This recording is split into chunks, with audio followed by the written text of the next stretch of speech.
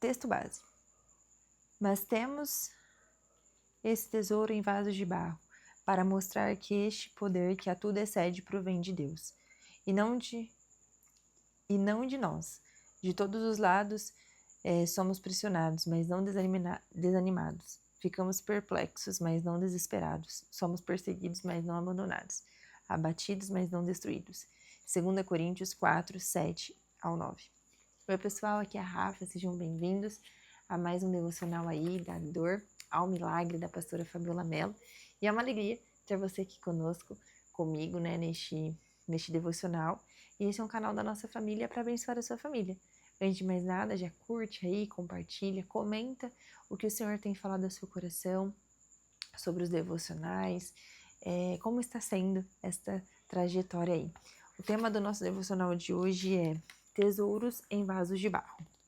O que é ter tesouros em vasos de barro? O que é ser um vaso de barro? É sobre isso que eu quero conversar com você neste devocional.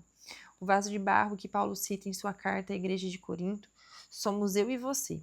E o tesouro é o poder de Deus em nós. O problema é que temos a inclinação de confiarmos em nossa frágil autossuficiência e acabamos por nos apoiar em nossa própria força, habilidade e profissão, naquilo que pensamos ser bons. Mas quando olhamos para o decorrer da Bíblia, podemos ver homens e mulheres sendo usados por Deus e marcando a história, atuando justamente em áreas que não eram bons, segundo os padrões humanos. Fazer algo no qual não temos habilidade suficiente requer de nós total confiança e dependência de Deus. E isso exigirá que abramos mão da nossa fugaz autonomia, tendo fé para crer em um Deus que é a fonte para toda capacitação. E se o Senhor te chamou para fazer algo específico no qual você não é bom, ou de repente não é a sua melhor área, saiba que Ele derramará os dons e talentos necessários para cada estação que Ele te colocar. Amém. E a verdade é que Deus está sempre nos levando para a zona de desconforto, porque é neste lugar que a excelência e grandeza será para Ele e para a glória do nome dEle. O salmista Davi, no 29:1, expressou isso muito bem quando escreveu: atribuam ao Senhor glória e força. Quando Deus nos leva para fazermos algo que não temos destreza, habilidade, Ele será o responsável por nos fazer chegar no lugar exato que Ele quer que cheguemos.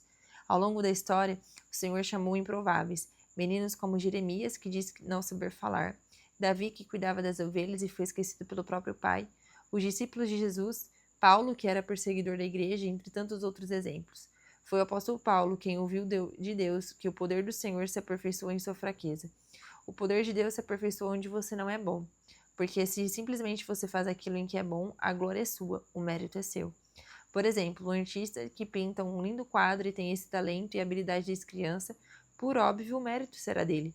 Mas se ele é alguém que Deus chamou para a arte, mesmo não tendo destreza com a pintura, à medida que Deus o aperfeiçoar, o artista poderá glorificar aquele que o capacitou. Sempre que você ver Deus te usar em algo que se acha incapaz, improvável ou menor, logo a glória será para Ele, e você mesmo é um reconhecedor disso.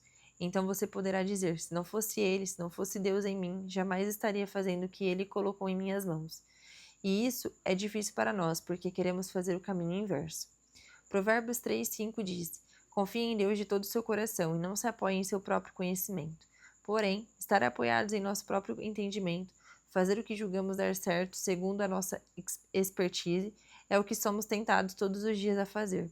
Hoje, eu e o meu esposo Samuel trabalhamos com a internet. Entendo isso como a nossa zona de conforto. Mas pastorear uma igreja é para nós uma zona de completo desconforto, porque nunca fizemos isso antes. No entanto, é justamente nesse local que Deus quer demonstrar o seu poder. Ele deseja nos usar em nossa área de incapacidades, para que todos olhem para o que está dentro do pequeno e frágil vaso de barro, o poder de Deus, pois Ele atua em nossa vida para mostrar o seu querer e o efetuar segundo a sua vontade, a sua boa vontade. Confesso que eu estou na minha área de total desconforto, mas vai dar certo. Em nome de Jesus, é um aprendizado. Amém? Alinhando o coração. Como você tem lidado com as suas fraquezas e áreas de desconforto? Tem confiado no poder de Deus para capacitá-lo onde você se sente frágil? Confesso que a área de desconforto que eu tô vivendo tem mexido muito com o meu psicológico. Aí às vezes eu me paro, penso, falo assim, Deus, será que era mesmo para mim ter vindo? Só que logo depois eu entendo que é um processo que eu preciso passar, né? É uma zona de desconforto que eu preciso aprender com esse processo, né? Para mim entender uma nova realidade, para mim conhecer novas pessoas, para mim entender novos jeitos de trabalhar, que é no meu lado profissional.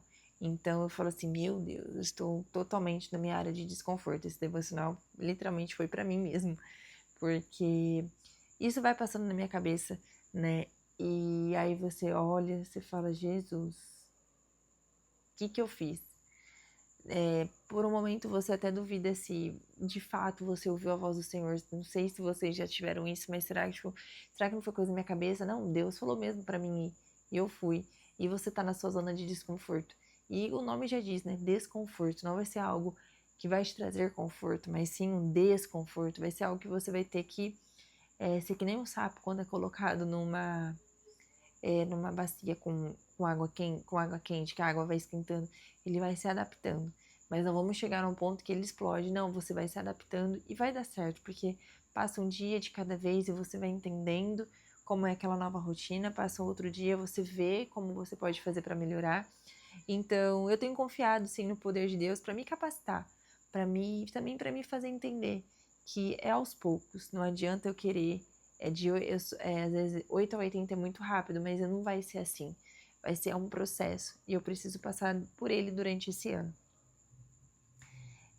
durante esse tempo, enfim. 2. Já experimentou momentos em que Deus o chamou para fazer algo que você considerava improvável ou além de suas habilidades? Como você viu o poder de Deus se manifestar nessas situações? Eu acho que eu gravando esse devocional é uma manifestação onde o Senhor sempre falou para mim que eu era capaz, mas eu tinha muita vergonha, então isso me impedia. Acredito de fazer abertura em alguns cultos que comecei a fazer. Eu tinha muita vergonha, muita timidez, então para mim era improvável fazer, mas o Senhor está me capacitando a cada dia, a cada abertura de culto, a cada semana, a cada momento. Então acho que são essas situações aqui, né? Não sei se tem algo mais pessoal aqui, mas eu acredito que no momento ainda não. Versículo para oração. O Senhor é minha luz e minha salvação, de quem terei temor? O Senhor é meu forte refúgio, de quem terei medo? Quando homens maus avançarem contra mim para destruir-me, eles, meus inimigos e meus adversários, é que tropeçarão e cairão. Ainda que um exército se acampe contra mim, meu coração não temerá. Ainda que se declare guerra contra mim, mesmo assim estarei confiante. Salmos 27, do 1 ao 3. É isso. A quem eu temerei? O Senhor é meu refúgio, de quem terei medo? Ele é minha luz e a minha salvação. Que nós possamos levar isso como a nossa, de fato, nossa oração de todos os dias.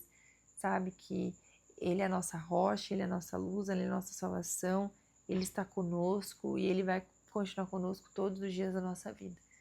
Em nome de Jesus. Que Deus te abençoe e até amanhã no nosso próximo devocional.